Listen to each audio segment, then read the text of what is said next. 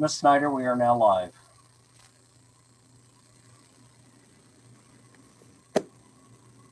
Okay, welcome to the Village of Gulf Manors Executive Committee meeting tonight, February 8th, 2021.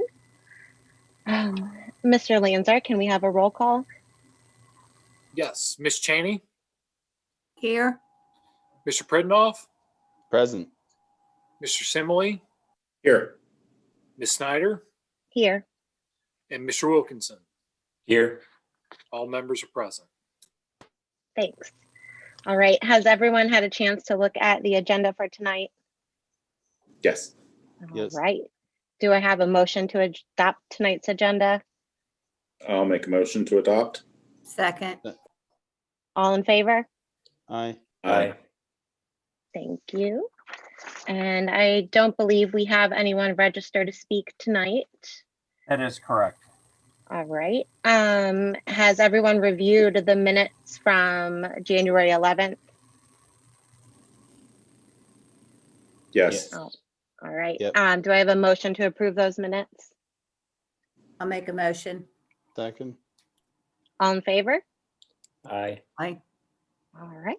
Thank you. And now on to old business. Mr. Hirth, any Vera Road project updates? Yeah, in fact, we are inching ever so closely to starting that project. And can you hear me? Because I'm showing, I have no video here for some reason. We can hear you, but we can't see you. Okay, that's probably a good thing. I think at the last council meeting, I mentioned that there would be the start of acceptance of bids for the road project starting on January 27th. That process has been conducted and ends this Thursday, February 11th at 10 a.m. It's kind of an interesting process in that at the culmination of the bid process, the bids need to be turned in to us at 10 a.m. Usually that's done kind of in a ceremony live at the municipal building in Chambers. What we're doing this time is the road engineer and I will be in Chambers. We will be accepting bids at the door until 10 a.m. and checking them in. And then we'll do the actual bid opening process on our website live at 10 a.m. So in the master slider of the website, you'll find a link that if you want to view that meeting, you can do that. There is no public comment and there is no public participation in that. But after that happens, we will select, which is usually the lowest bid. And I would anticipate that we will bring to council on March 8th the paperwork to approve moving forward with the road project. And we're looking to start that in March. So hopefully right around the 15th of March. Do we have any questions on that?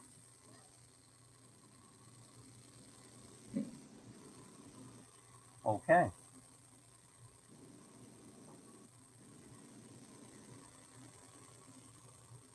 All right. And with We Thrive, I don't believe there are any updates. Is that correct, Mr. Hirth? No, nothing new has happened since we last talked. Christy Iwasaka was supposed to get back to us about the community navigator positions, and at this point, I've not heard anything. I did try to reach out a couple of times in the last few days and haven't gotten a response back. So we should have something more specific that we can report, hopefully, on that March 8th February 22nd council meeting. Great, thanks. And the code enforcement official position?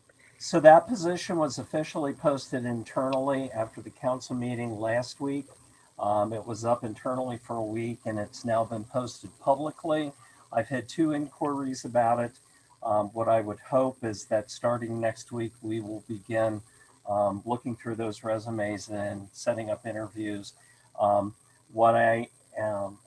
What we will have is legislation for the Finance Committee to review at the next finance meeting on February 22nd, and then an ordinance for council to pass for the salary for that position. That'll also be on March 22nd. So we're moving ahead. I believe our goal of having that position filled by March 1st will actually happen. And then on to the fun business of Actually, parking.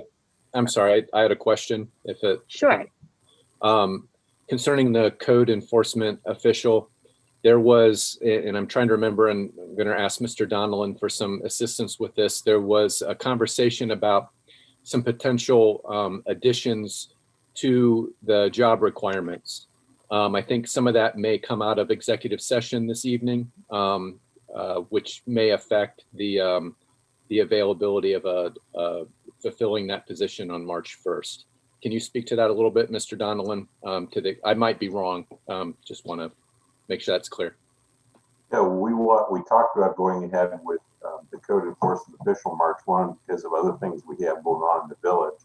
But yes, we don't want to ignore the fact that we might be expanding the scope and responsibilities of that position and determining whether we need to push back a little bit the start date because of some unique qualifications we may require that person to have.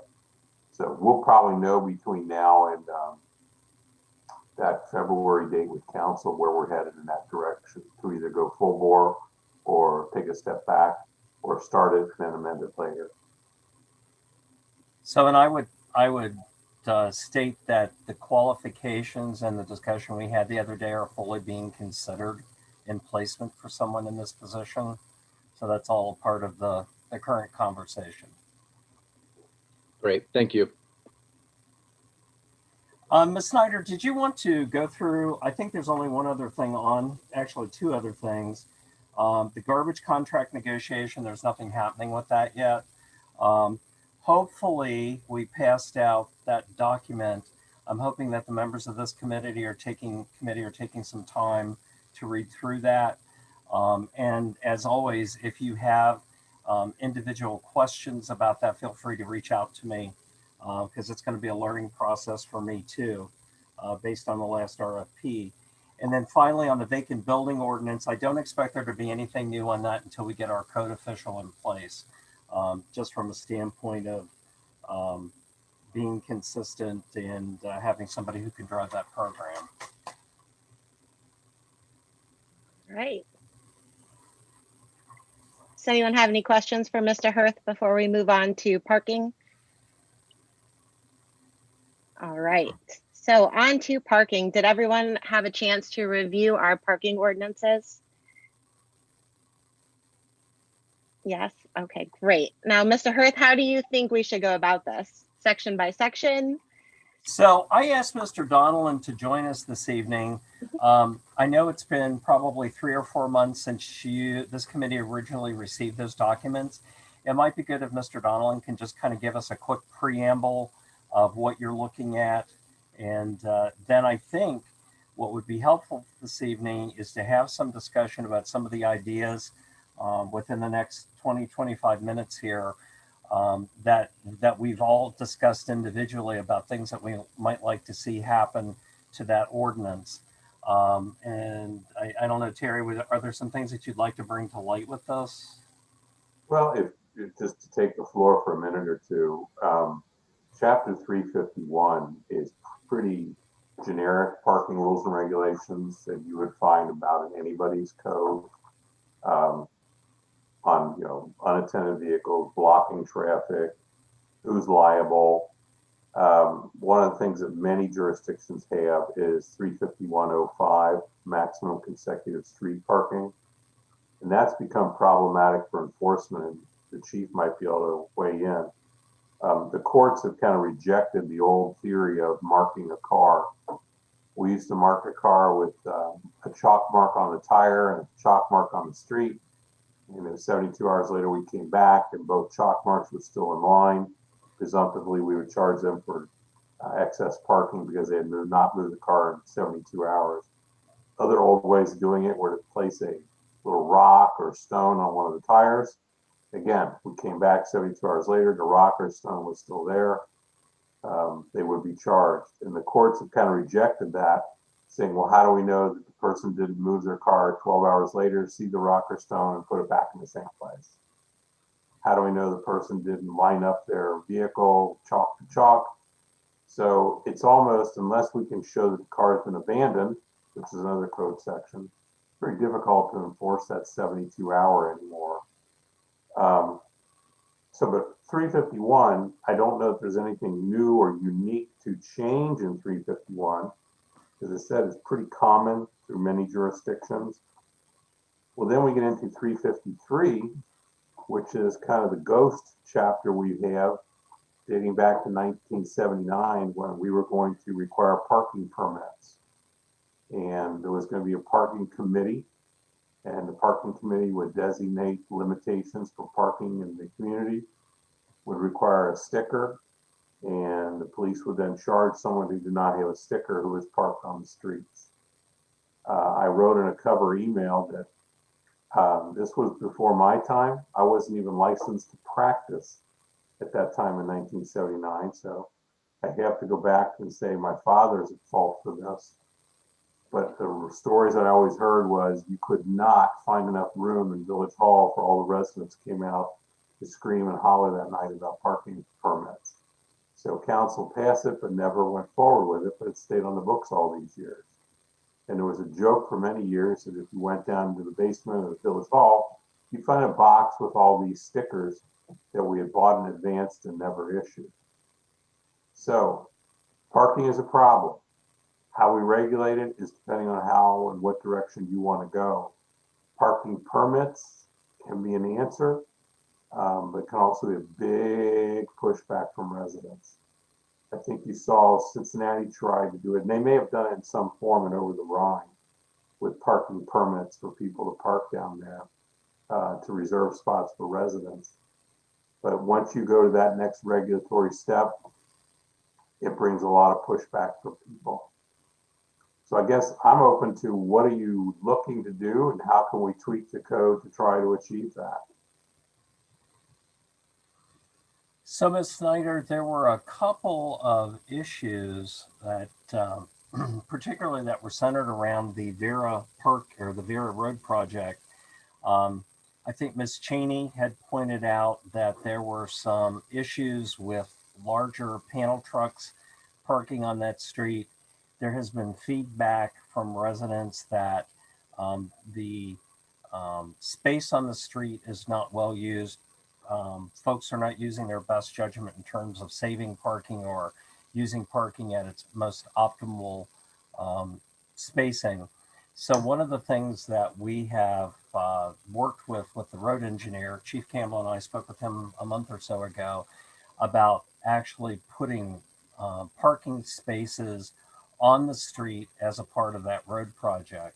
So that is a part of that project, which is going to be included in the funding for that. The other thing that we had talked about too is possibly looking at a couple of the lots that we own across the village in terms of softening the curb appeal of those and maybe creating licensed parking areas by permit in spots like that. The other piece of feedback that we've received is I think we've had larger trucks that are parked in the village. I know there's one on Canterbury, there's one on a regular basis that sits on the northern end of Fair Oaks. There's also one across the street from that. So there's different kinds of vehicles that in some cases are being parked on our streets. And honestly, there are specific pieces in this ordinance that address that. I think probably what we want to do is take a look at those, determine whether or not we agree. I also see some provisions for fines in this. And the other thing that I saw that is becoming another issue for us is parking pods and trailers on our streets.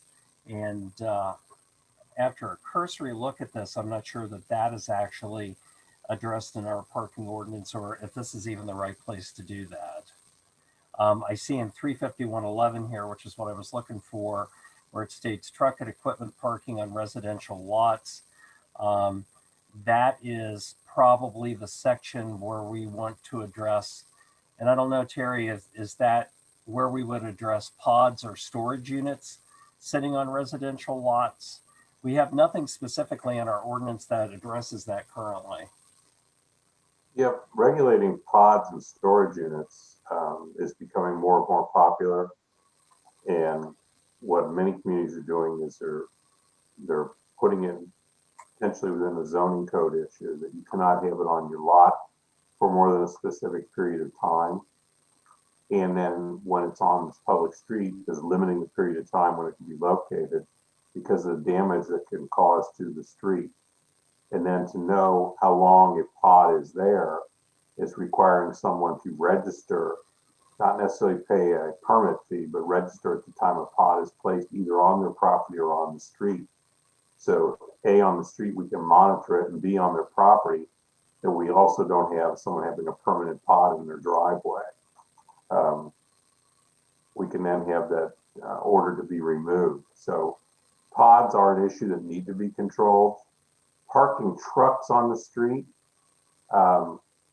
it is prohibited, but what do you do about deliveries? You know, when someone needs a moving van, would you cite the moving van? Probably not. So you can regulate that by regulating the length of time that a tractor trailer can be parked on the street or stopped or standing on the street to keep it from being a permanent location for someone to store their oversized vehicle. So it's a lot of it gets back to what do you want to see, and then we can write the regulations to address what you want to see.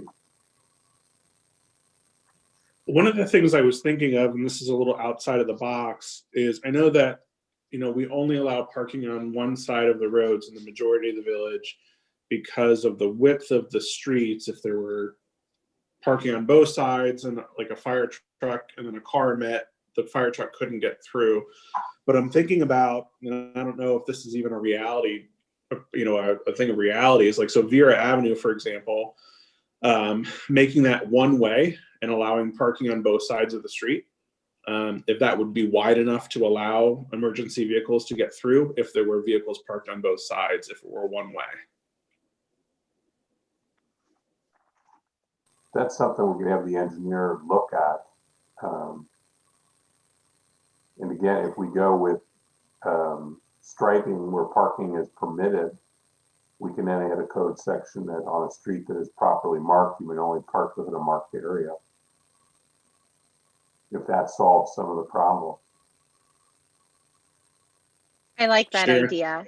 Sharon, what would you think of, and like, I know you know the residents of Vera, like how would that make you feel if Vera was one way, but you could park on both sides? And you get to think about it probably. I know. The only thing I can think of is fire trucks being able to get to a house. Yeah, so there may be something to talk to the engineer about, just as a thought, like the super congested areas and super congested streets. I know there's a couple one-way streets in the village, and that's where I kind of came up with the ideas. Why are these one-way streets that are actually pretty wide, like Bremont is pretty wide, but it's one way. Why can't we do that for other streets that maybe have congestion in areas? I do like the idea of one way on Vera, though. It might cut down on people cutting through from Lisanaville over to Section because they don't want to stop at the light. That's interesting. Yeah, if it was going, you're saying if it was going one way up the hill. Yes, one way up the hill, That's very parking on the other interesting. side. I know Lieutenant Forrest and I looked at the road out here about a month ago, maybe 6 weeks ago, trying to figure out what we could do since the road was going to be repaved. And I know that Mr. Hirth had the engineer look at this as far as widening the road and then having angled parking and making the road one way.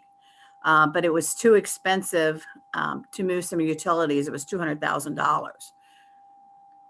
So that's, you know, that's not worth it, really. I don't know if parking is a big issue here other than up by the apartment buildings. We don't seem Yeah, to I have too would tend much to down agree on with this that. end. Yeah, I But, would tend to agree with that. okay. So one of the things that we had considered too, and I believe I spoke to Ms. Snyder and Ms. Cheney about this, once we get the Vera service drive in decent condition, if you take a look at the overhead parking on Vera Avenue and on Lasanaville, with that section where the service drive is, very few people use the on-site parking in that area. One of the images that the road engineer had was in a fairly busy part of the day, and the street was full, but nobody was parking behind the buildings. One of the things we had also talked about is should we consider, or should there be discussion about having residents first park on their own on-site parking before they park on the public street. I don't know how you would control that, or if that's something that we would want to do, but I know a couple of years ago, when the decision was made to eliminate the parking on the western side of Short Elbrook because of the fire trucks being able to get through there, what we discovered in that analysis is the houses that were across the street had ample parking for multiple vehicles in the back, but the tenants who lived in those buildings were opting to use that space as player area for their children as opposed to using it for parking. So there is space on some of that lot, on some of those lots that are there. The issue is, do we incentivize residents to use that first before they park on the street? Or if you have multiple cars in your family, Terry, I don't know if any other community has any guidelines around that. Obviously, Gulf Manor was built at a time when people had one car. And in this day and age, when there are multiple families living in a single building, sometimes you have grown kids and moms and dads, or the parents in the house, or the leaders of the house who also have vehicles. Yeah, it's tough to enforce a code that says park on your own lot first before you go on the street. We don't know what the reasoning was when they pulled on the street and parked. At the particular time, maybe there was not space available and they left their car for several hours on the street. The only way you disincentivize people to park on the street is to go with parking permits. And again, that can be an enforcement problem when someone has company and there's no permits, or do you have temporary permits? Again, people screaming that this is a revenue generator for the village and not looking at it being a regulatory issue. But that's about the only way of discouraging people from parking on the street, is make it a fee base to get there. I also think in my mind, we don't charge for the parking permit, but it also helps us with landlord-tenant relations, because if someone's renting a house or renting an apartment and they want a parking permit, they're going to have to register as a tenant, and then we know who the tenants are in the village for tax collection purposes. Looking back at that parking permit section, it seems that the designated or special permit parking was allowed between 7 p.m. and 7 a.m. So it seems that it's not too much of an issue for, people who are just coming over to visit, or deliveries. Like, it's free reign during the day, but at least ensures that the residents have a place to park at night. And I like that. So it's not 24/7 only residential parking.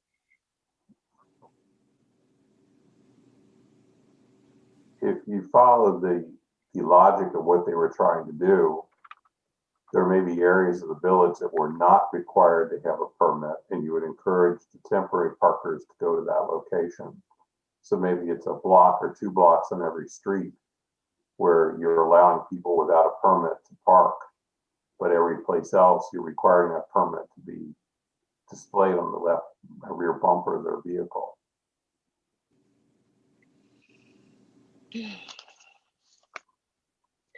I didn't see too much in our current code that we could change, aside from limiting, instead of 72 consecutive hours, changing that to 24 or 48. But if enforcement of that is already difficult enough to prove, I don't know what good that would do.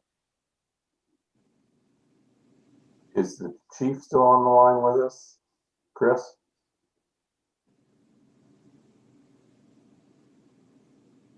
Yeah, I'm here. I was trying to find the mute button. Um, Hidden. I mean, you dealt with some of this 72-hour enforcement issues. Do you have anything to add on that? It is difficult to enforce. The Supreme Court recently said that with us putting marks on vehicles is a violation of the Fourth Amendment, that we're more or less manipulating property without proper reasoning. So that made it difficult to deal with. As to the permits, I was able to live through a brief experiment with parking permits in Gulf Manor. The Dead End of Stover, a property owner that owned 5 or 6 buildings down there, started a strict parking permit policy on her property. Any vehicles that were found on that property without a permit were impounded, and it was a nightmare. You had people visiting, going over to visit people that weren't aware of the policy, and then they came out and their cars were gone. It was a very short-lived experiment, and those buildings are all gone now, by the way.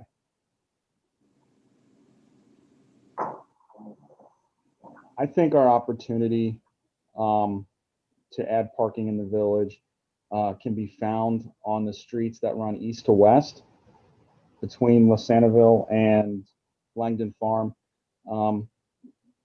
There's very little driveways or power lines or fire hydrants on those roads. They're mostly on the north to south roads. So I think when we have an opportunity to repave those roads, we can look at widening up to the sidewalk with very minimal impact. I think that would add more spaces within the village, because that's really, I think, what we have to try to find is we have to find a way to have more places for these vehicles to be parked. To me, it seems like that's the only opportunity.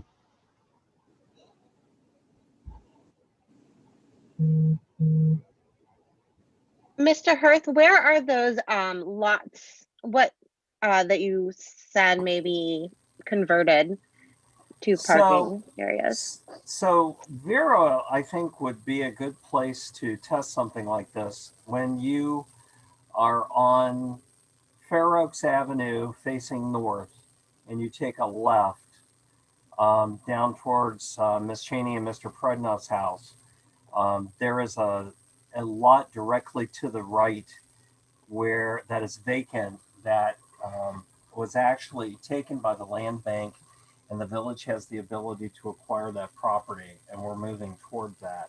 That would be a place where there would be a centralized lot that we could create parking spaces in that particular area.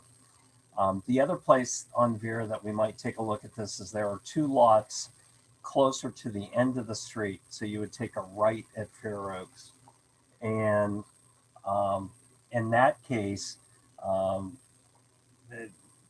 my hesitation would be that those lots are remote from the rest of the from a lot of traffic going past there quite a bit. So I would be concerned that with those lots being unattended, I don't think that would be the first place that we would want to make an installation like that. I think the test case there in the center of the block might be the better place. And probably what I would recommend that we do is, before we go down that road, looking to do something like this, I would want to have a group of folks go down and take a look around, and let's have a discussion with the road engineer. Because one of the things that I would be concerned about is the aesthetics. I also know that Vera is a very densely populated street anyway, and it's nice to have some green space as opposed to continue to build. But I think there are ways that you could build parking spaces and also have it still be aesthetic and looking like a green space also.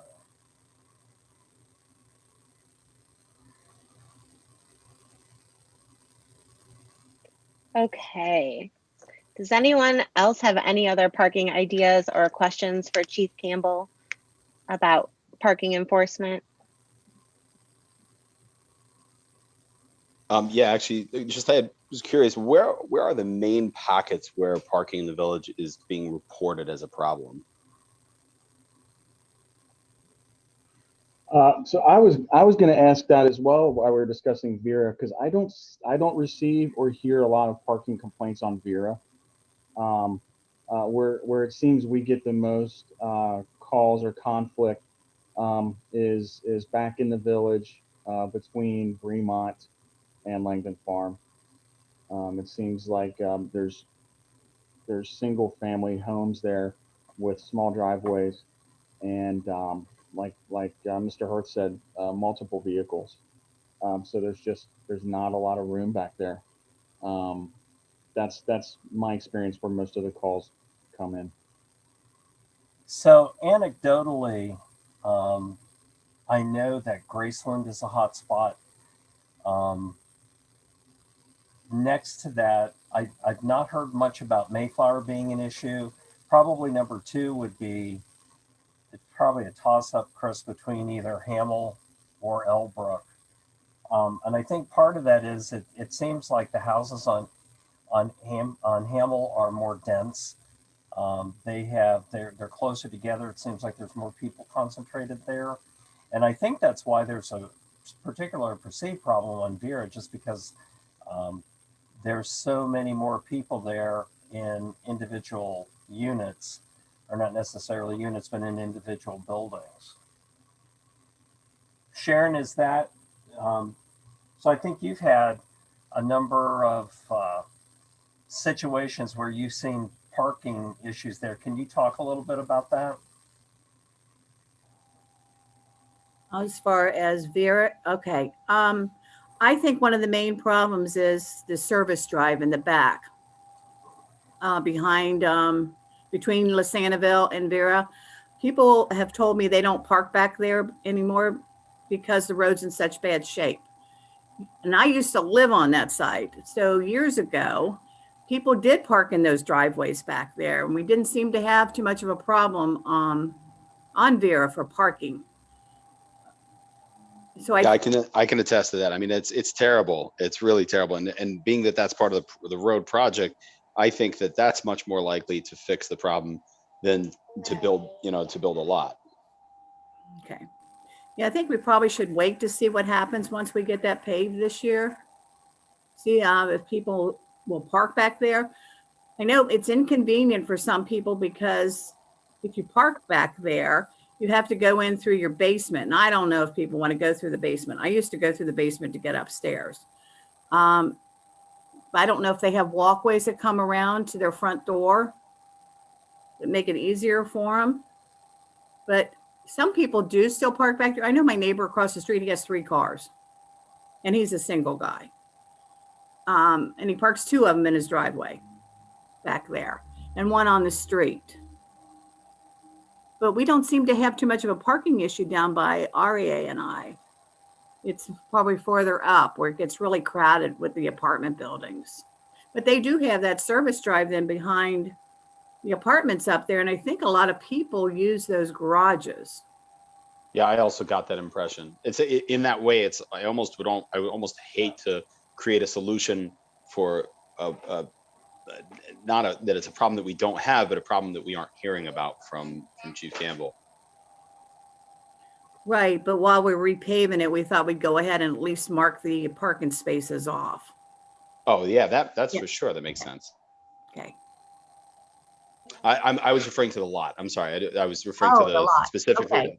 building a lot to put cars there where it again, from what we're hearing and from what I see, it doesn't seem like there's a major problem. I mean, there's definitely a lot of cars in front of the apartment buildings. There's no question about that. That's for sure. Mm-hmm. To kind of with what has been said regarding the limited parking on like Hamel and Graceland and those streets, a lot of people have indicated that residents aren't using their driveways because most of those driveways are very narrow and angled down sharply to subterranean garages.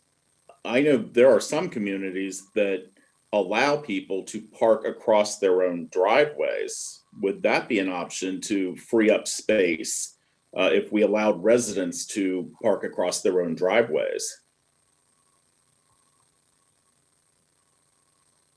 On Elbrook, there are some people who do that, but I guess in my section of the road, there's not a whole lot of space on those driveways to really fit anything more than a very compact car. I'm not sure how much of a solution that would be for that. I mean, it definitely would open up a little bit more room, but only for certain cars. It wouldn't work for, I think, a lot of cars. So another option I thought of too, and I've spoken to Mr. Hirth about, is can we help people by allowing them to widen their driveways within a certain area or a certain amount? I know it takes money, but some people might want to widen their driveway so they could park in it easier. Would that go into this ordinance? Or would it have to go into another one? That probably with the zoning.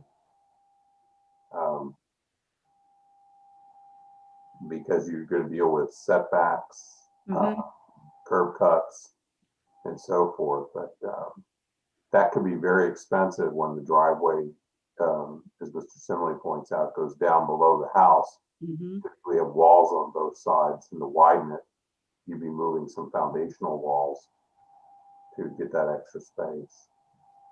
I mean, that's a creative solution to proffer, that they would have that right. We'd have to just figure out what the parameters of that right would be. So we have a couple of examples of that. There was the property at 6258 Elbrook that we just approved back in the spring. I guess it was the fall of last year. And then there was another property on Bremont. I can't recall the address of it, but they actually moved the driveway walls further out to the edge of the foundation of the house and then built an extra parking spot next to the driveway, which goes underneath the house. That actually was done over a phase of a couple of years. There's also been additional parking that was added to a single family home on Lasanaville near Cedarbrook. As you stop at the stop sign, the house was blue and I think it's dark gray now. So there are some instances where people have made those kinds of changes in parking. I think the maybe one of the issues is, and I don't know how you get people to think about this, but when they're purchasing a house in Gulf Manor and they see that it's a great house, but are they looking at the parking situation and are they anticipating that they come with 1, 2, 3, or 4 vehicles? The issue becomes they are actually exacerbating the parking problem by doing that. Is there a way that we can communicate with people as they're coming into the village just to make them aware that parking is an issue and we need their cooperation? And I'm speaking theoretically about that at this point, but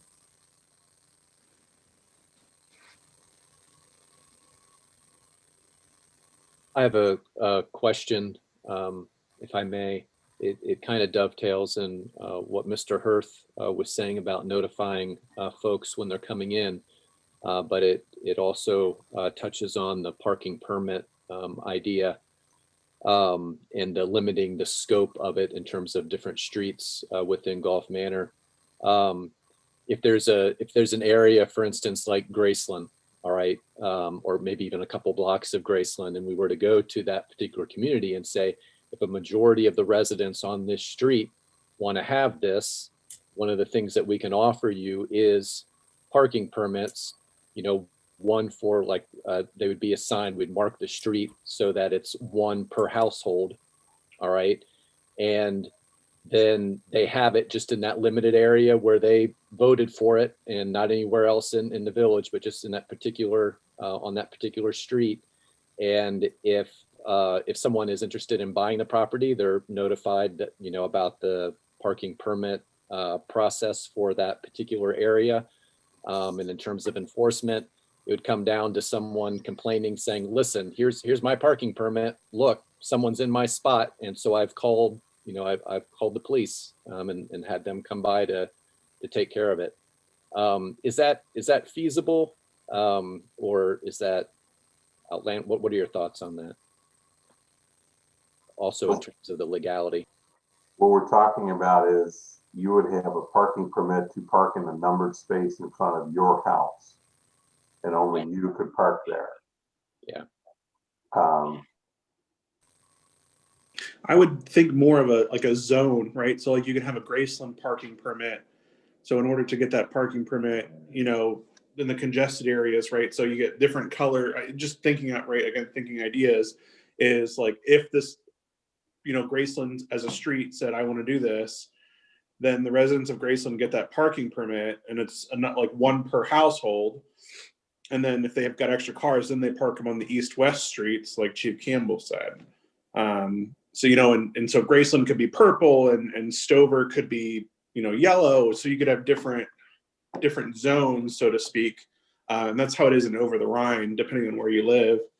They have different like zone parking permits. And just to piggyback on a conversation from earlier as well, something to ponder on. It seems like from what I see on Facebook and Nextdoor, the majority of people complaining about parking is not like there's no parking spaces. It's more of my neighbor won't move his car, and it's been there for a month. Right. So, you know, I know it's hard for us to enforce, but I think that, you know, that maybe is an option of something that needs to be explored a little further as to how people are enforcing the time limits without chalking tires. And to expand a little bit on what Mr. Betcher was saying, a lot of the complaints are, at least what I've seen, like on Nextdoor, you know, so-and-so neighbor has 5 cars and they only drive one of them, or 4 cars and they only drive one of them, and the rest just sit on the street.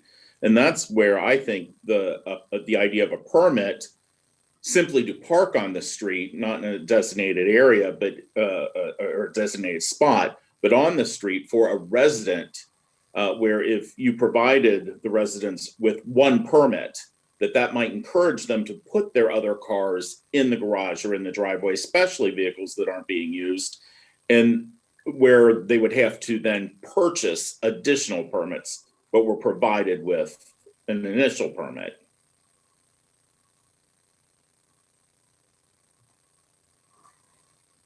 So, Ms. Snyder, we're coming up, it's a little after 6:45. What I might suggest to this committee is, do we want to take the ordinance section by section and comment individually? Do you want to give assignments on specific sections of the ordinance? Do we not want to do that? Do you want Mr. Donlin and I just to go through and make suggestions on things that need to be updated and then come back to this committee at the next meeting? What are your thoughts on next steps for this?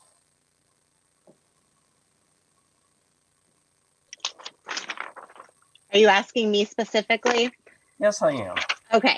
I am not sure. I don't think we need to go through every single section, for example, the handicap portion. But I do think that there might be some things to consider with the commercial and non-commercial vehicle parking, both on residential streets and on private property. But would everyone like to go through this line by line? Honestly, I think it's a great idea. And if we see that we get to a section that is just not really so appropriate for us to be spending so much time, then maybe we can kind of agree as a group to skip it, you know, in the like for the sake of not wasting, you know, extra time, but you know, that we could at least get through those sections and, you know, discuss them and give each one its own space, because there's a lot of issues that we've been touching on. Definitely. We've been kind of bouncing all around, trying to think of ideas. So that sounds good if we all just take another look at this and then just go through section by section. So what I would recommend is I will put together a suggested calendar over the next couple of executive committee meetings that will have a discussion about specific sections. And then we can be prepared for that and then allot 20, 25 minutes in each of those meetings to hold to that time frame for that discussion. Does that sound reasonable? That sounds great. Thank you. Sure. Okay. And with that, do I have a motion to adjourn? Actually, That there's motion? just, Oh, sorry. did we talk about, sorry, I lost my thing. Oh, Okay, the last, I retract my motion. So the only other thing is, since we had the discussion, what I wanted to mention was we want to talk about the exterior portable storage containers. We'll address that along with this. Okay. Mr. Donlin, does it make sense that that kind of fits in with this discussion? Yeah, and I can give you a section I wrote up for Montgomery and let you look at that and say, does that meet our needs? In Montgomery, they were trying to restrict people from having them for weeks and weeks and weeks in their front driveway, or again, parking them on the street for an extended period of time and damaging the street. And there's, believe it or not, in some communities, they'll get the on-site storage and the relatives will live in there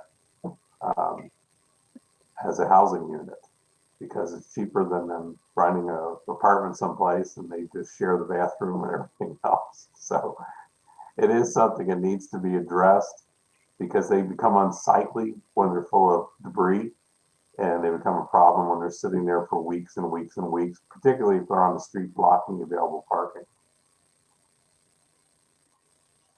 So I can get that and send it out for the next meeting for you to take a look at that as well.